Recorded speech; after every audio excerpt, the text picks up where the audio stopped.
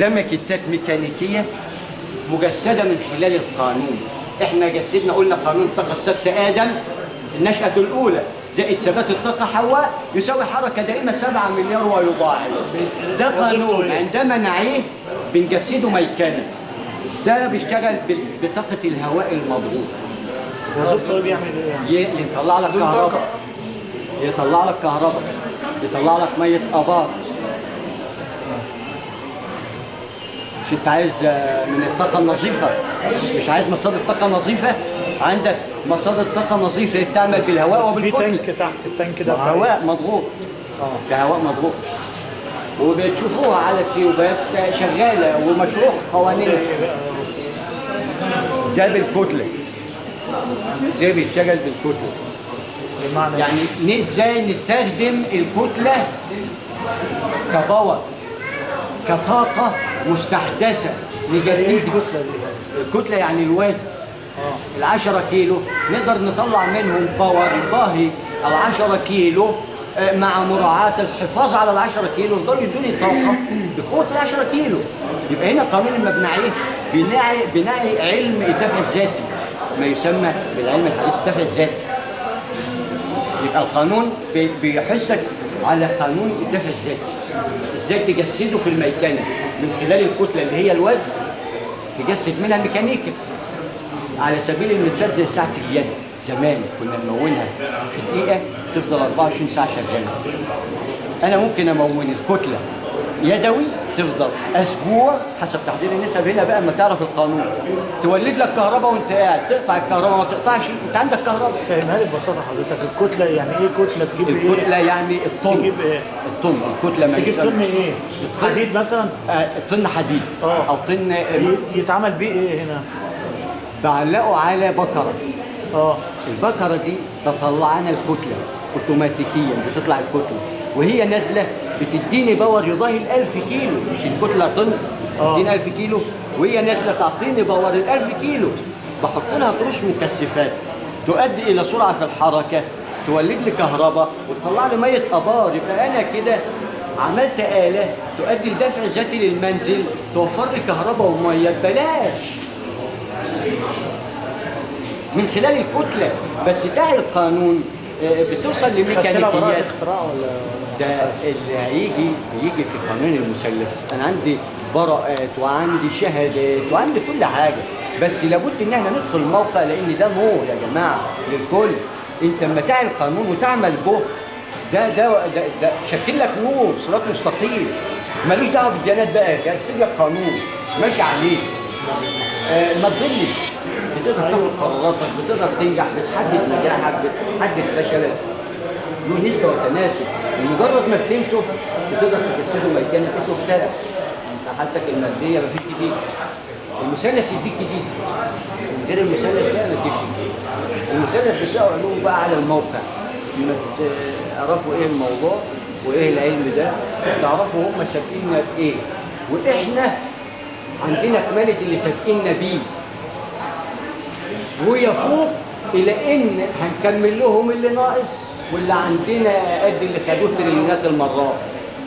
ليه؟ لان انتوا خدتوا مثلث واحد، احنا عندنا مثلثات ملهاش عدد. هنوضع الدينامو في بلدنا وهنجيب كهرباء من مصادر الطاقة الطبيعية اللي هي الكتلة والمية هنستخدمها بطرق حديثة نطلع منها طاقة زي الآلة دي كده بترميها في المية بتطلع لك كهرباء.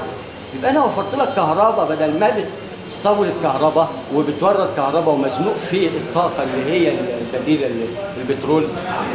يبقى أنا استخدمت باور المية، أبقى نورت بلدي بفكرة بسيطة. من غير القانون ما توصلش الفكرة دي. ليه؟ لأنها بتجسد لك مثلث. إذا فهمت المثلث تقدر تجسده في المية وتطلع آلات جديدة تبقى عالي وصاحب نظرية. ليه؟ لأن القانون بقى بيجسد لك الفكرة. لأن الطاقة الثابتة زي ثبات الطاقة سوى حركة الجاذبية. لما أفهم إزاي أجسد القانون ده على 3 زوايا متساوي الأضلاع أبقى كده الابتكار بتاعي ضار بقى كده. ليه؟ لأن الجسد قانون قبل ما أجرب، عشان هجرب عن علم. لو جربت بدون علم يبقى كوكتيل.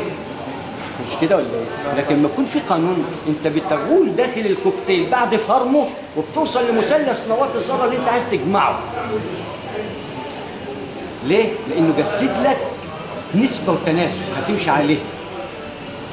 خطوات هنمشي. بتغمض كده توصل لنسبه وتناسب. ليه؟ لان لما توصل ليها بالظبط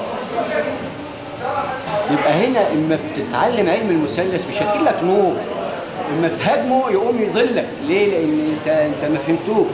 هتهاجم ازاي؟ ده هو بيقول لك الديانات حق وانت حق وانت خير آية، بس اعرف ازاي عشان تقدر تجسدها مكانه، تجسدها في عالم الآلام، تجسدها في عالم العلم الحديث المتطور. ازاي يتطور العلم بجديد؟ ادي فرصه للطالب انه يجيب جديد، ما اديلوش الاخر واقول له خلاص اخر علم نيوتن. هتبقى مين انت عشان تعدي نيوتن؟ لا، العلم ملوش نهايه، له بدايه مؤديه الى اللا نهايه تصل لعرش الرحمن. لما بتاعي بقى القانون بترتاح نفسيا، بتصعد بقى لعرش الرحمن، تنهل منه وتيجي. عرش الرحمن ده بيشكل دماغك كده. اجمل قطعه في العرش اللي هي اجمل فكره. ليه؟ لان انت سلمت النيه لله، هتزرع مثلث التلت ليك التلت لله، تبدا لك التلت للارض ان كان ارض والله مشروع. يبقى انا نويت عقدت النيه هنا، بقول داخل مثلث اشوفه قسطاس مبين وانا قاعد كده، ما يسمى حلم اليقظ، بس قائم على العلم. تقوم ما تعرفش تنام. ليه؟ لان في جديد في جديد في جديد. تلاقي 60 70 مثلث فوق ال 70. هنا بقى بعرف ازاي كاني عايش ابدا، لان عايش الابد. هزرع لاولادي واعلمهم ازاي يزرعوا لاولادهم واولادهم. لما اديهم القانون الشجره تفضل عرشها متين، لها قرار ثابت، لها قرار ثابت. لما يكون قرارها ثابت الشجره تميل من اي رياح. فاحنا اهل المثلث ما نتناقش فيه، بنلاقي ان هم خدوا مننا العلم ونسبنا السوق، خدوا مننا كل حاجه. فانا اقول لك لا، ارجع انت الدنيا بالعلم. لما تعرف كلمه مصر بقانون الاحرف والارقام، تعرف ليه هم حرفوا الاحرف والارقام العربيه بقوانين. الارقام العربيه دي قوانين بحته. الالف يشكل صراط مستقيم،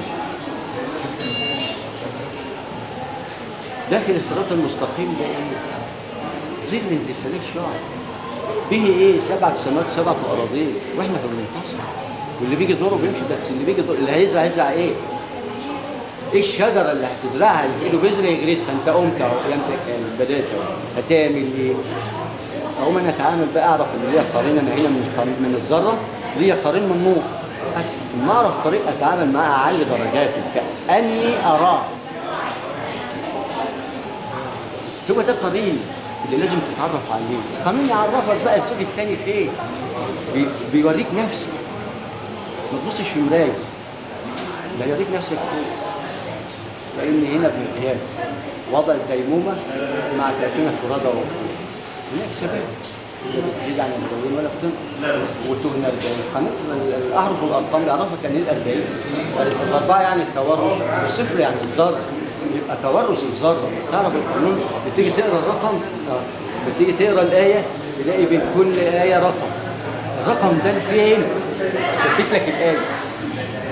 نفهم قانون المثلث.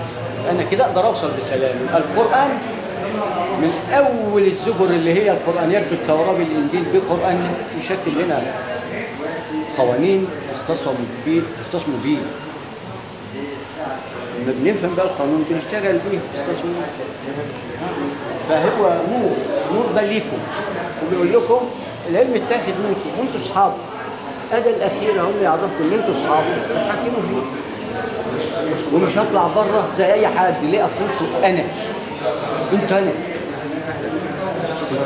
الله يرضيك علشان انا حبيتك في الله.